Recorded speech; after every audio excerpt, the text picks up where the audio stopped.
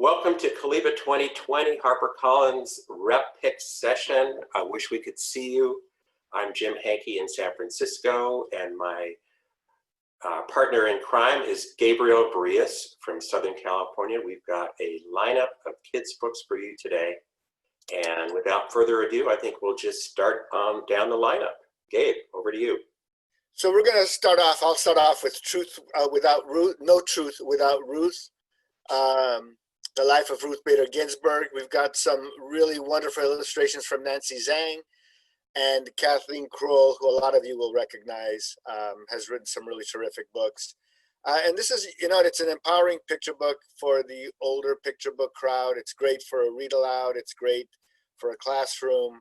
I think we found out Friday how important America thinks Ruth Bader Ginsburg is because of the huge amount of fundraising that was done immediately following her passing. So she's someone that we've seen quite a number of books published about, and they've all managed to sell pretty well. So she's an American icon, the second female justice on the Supreme Court, a very impactful woman. I think people know her from the Supreme Court years, but the stuff she did beforehand, and that's what this book touches on, all the amazing work she did before. She very much deserved a seat on the Supreme Court. So very happy to have this. This is the only book I'm talking about that won't be available in the fall. This is a late February pub, but I think it's timely, and don't look away from it. Just got a start book list review as well. We're going to reprint the hardcover, and that'll be available on the 14th of October, hopefully. We do have a little bit of stock for the indies, so now's the time to place your order on that. It's the first book in the lineup, and the paperback is second. Again, Gabe. Right. Oh, and I messed up on that pub day. Why did I think it was February? And then Don't Turn Out the Lights, a tribute to Alvin Schwartz, Scary Stories to Tell in the Dark.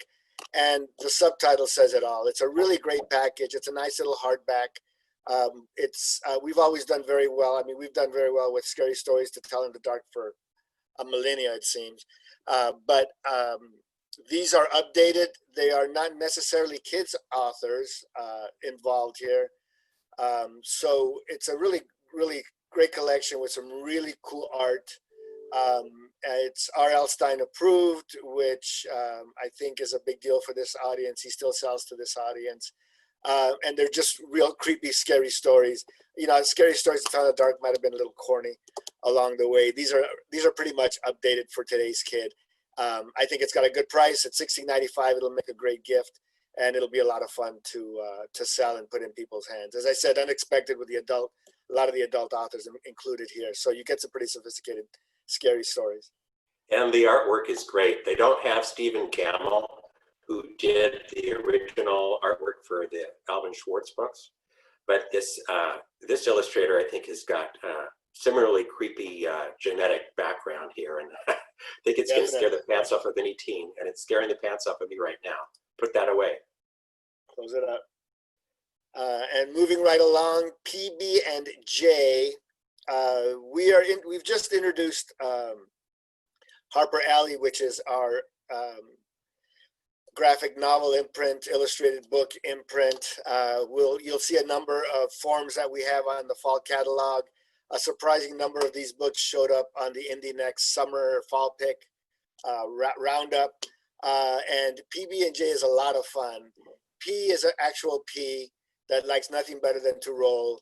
And one day was, challenged to go outside, roll outside beyond the perimeter of the farmyard, and which P gladly does, showing off, and manages to get lost. A storm hits, meets B, who is a bee, and J, who is a bird along the way. And they become fast friends and use their resources to get themselves back to the farm together, these three new buddies. So it's a book about friendship. It's great. This is a terrific format for the early readers. And I'm going to jump right into Arlo and Pips as well, and we can just roll with that, Jim. So real similar age group for the very early reader, a lot of illustrations, and it is your classic graphic novel format, but it is for the early reader, and it's a lot of fun. It's a different texture, different format, so reluctant reader might more easily come to it. And Arlo is the cool thing about Arlo and Pip, King of the Birds, is that it is a very instructive book as well. It's loaded with crow facts, and the crow facts will appear as a footnote at the bottom of the page. So it's an educational piece. Crows are fascinating. They're having a moment right now. They're really smart. They got big brains, and we're finding out a lot about birds. I just read a chunk of that bird book that's out right now on the adult side. So I got birds in the brain. So this is a lot of fun. Educational, fun, page turning, friendship. Arlo is a little bit full of himself because he's so smart, and Pip always takes him down a notch, keeps it real. So he's the one keeping him 100. So it's a fun series. So both these books I think will be a lot of fun. And then I'm out to you, Jim. I'm going to continue in the vein of Harper Alley, and I think Valentina is going to post a link to a virtual launch event that we're doing on Thursday with these authors that we're talking about here, and the 64,000-pound elephant in the room that we didn't even put on the list, Jerry Kraft, whose new book, Class Act, comes out October 6th. So if you sign up through that link, you'll be able to watch these authors in action. I saw an early version, and they really all sell their books really well. This is one of the authors that is going to be there. His name is Tim Probert. This is a new graphic novel that is so beautifully illustrated. This is smack into the middle grade reading level. It's called Lightfall. It's the first of a projected series. And it is the most darling full color graphic novel. I love the artwork and the story in equal measure. It's about a little anxious girl whose name is Bee. She's being raised by her pig wizard grandfather, and one day she's out in the forest, gets lost, and is assisted by a creature named Cad, who professes to be the last of an ancient extinct race called the Galdurians. And he is looking for evidence that he's not alone. It is a wild, involved, silly story that I think readers are just gonna love. Anybody that loved Amulet is gonna love this as well. As I said, it's a series opener. It's got really snappy dialogue. And I say if Arnold Lobel were alive today, he would put his stamp of approval on this graphic novel. It's just absolutely rendered beautifully. So that's it for Harper Alley. The next book I'm going to talk about is a picture book that is something that reaches all age groups. This is a late fall add-on that is out now. Perhaps you haven't seen it yet because it was a crash title, sold out of cycle. It's called The Great Realization. And the origins of this poem are, it was a video that went viral of this guy named Thomas Roberts. Tomfoolery is how he called himself in the video, who is reading a poem that's very Dr. Seuss-like that he's made up about the pandemic to his little younger siblings. And it is a story of resilience and hope. And it's telling the story from the point of view of looking back at the year 2020 and where we were when the pandemic struck and how unhappy and distracted we were. It's simply told, but these bright illustrations by a Japanese artist really help bring this, I think, to a coffee table audience, to a family appreciation audience. And this is kind of the way the book closes. We now call it The Great Realization. And yes, since then there have been many, but that's the story of how it started and why hindsight's 2020. It's fun. That's out now. I think this is going to do well for the fall. Just popping in, Jim, for the halfway point Thank you. notification. Thanks, Valentina. Whale of the Wild, I don't think needs too much introduction. You have sold Roseanne Perry's book, A Wolf Called Wander, quite well. This is another animals adventure story, smack dab for the middle grade reading audience. Again, beautifully illustrated, this time by Lindsay Moore, who has done, I guess I don't have insights, but you can see the kind of artwork here. About a family of orca whales hanging out in the Puget Sound area. and the young daughter of the family who is being groomed to become the matriarch. And what happens when she and her younger brother get separated because of a tsunami that changes the entire marine landscape. It's kind of a nail biter story, but in the end, it's really thoughtful and really educational on how fragile the marine environment is. So another winner for Roseanne Perry. Jumping into YA, this is the only YA novel I'm talking about today, but it's one that I'm sure you're already aware of. This was a Indie Next pick. This is a really powerful story, told in verse by Ibi Zoboi, whom you know was a National Book Award finalist for American Street, and Yusef Salaam, who is the prison reform activist who was 15 when he was wrongly convicted in the Central Park jogger case in 2012 and sent to prison.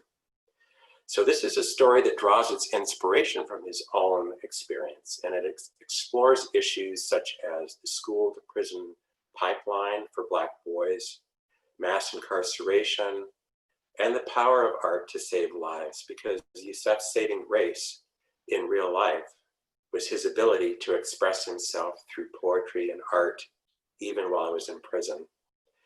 I think Valentina is putting another link up, which is news of the ABA's ABC Children's Group launching a Punching the Air virtual book club in October. It's free, it's consumer oriented, and bookstores can become involved and help promote this online book club and even sell signed editions. The link is how to get involved. It's going to be every weekend in October, and it's a conversation between the two authors on the topics discussed in the book. I think this is going to be a winner. Just a beautiful package too. This is back to middle grade. Sharon Creech needs some introduction. She's written over 20 books for kids, and this is another just a great story about an inspirational teacher that has the power to change the lives of her students. She's a writing teacher, and she leads them in exercises on imagining their futures. Main character is named Gina Filomena, who has a very active imagination, an Italian mother that sends her exotic clothing that makes her a little bit of an outlier when she wears them in school, but she kind of owns up to it, that she's different, and she's trying to figure out how to express herself. And her teacher's writing exercises are the very thing that engage her and several of her classmates to actually stretch beyond the lives that they already know. One of the things that book lovers are going to like is that Creech uses first lines from several real books in some of the writing exercises. Holes by Louis Sacker, Clementine by Penny Packer, and House on Mango Street by Sandra Cisneros. So another bonus for book lovers. I think this is just going to sell terrifically. It's out now. Night Before Christmas. Go ahead. I just think it's a terrific read. It's, I think, the only book that Jim and I intersected on. But I just thought it was a beautiful book, and the creation of a thinker. It takes you back to when you were a kid and your eyes are getting opened up. I just loved it. I just loved it. And a lot of booksellers are going to recognize themselves in here. She did a wonderful job. She sure did.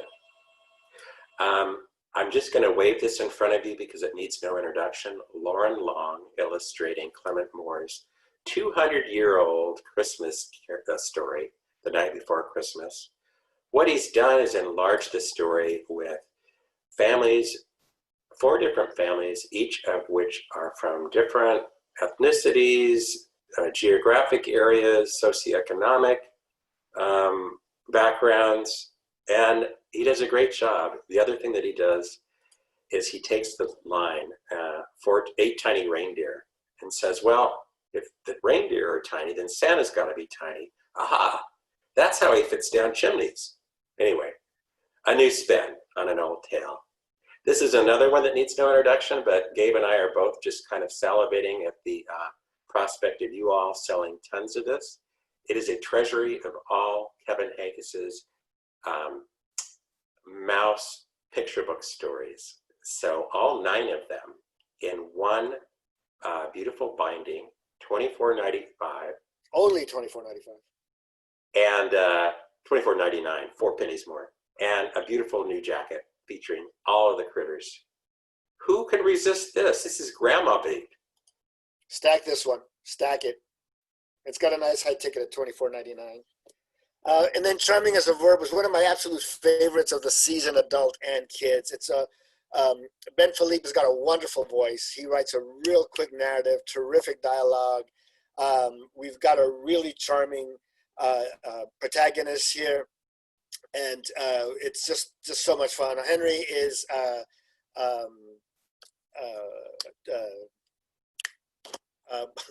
Dog walker. He's a dog walker, but he's from the island. He's Haitian American, and he's a dog walker, and he's a very intrepid and entrepreneurial spirit, and he's got big dreams to make it big, go to Colombia, and get out of the neighborhood. And he's a dog walker in a really great neighborhood of Manhattan. So, but he's not licensed or anything. So he's kind of underground dog walker. He's got this great career. He goes to school. He works really hard. But he's got this laid-back attitude that nobody sees. And it's a love story. It's a rom-com.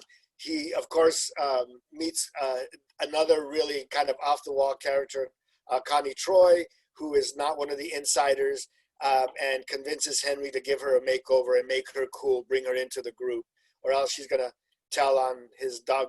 Some of it, like as I said, says dog walking issues. So it's a lot of fun. It's a great read. You'll knock this off in no time. He's got a book coming on the winter list on the adult side called "Yes, I'll Be Your Best Black Friend." Black friend. I was just writing my markup on that last night.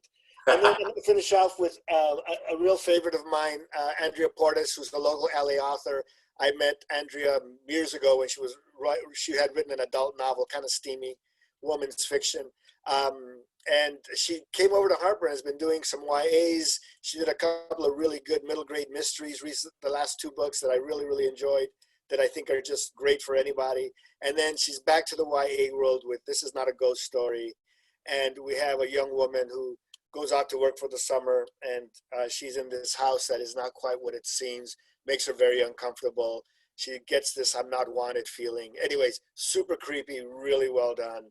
And Andrea's got a really wonderful voice as well. She's an author who I really like because of her narrative. So that's it. Thank you for joining Jim and myself. Thank you, everybody.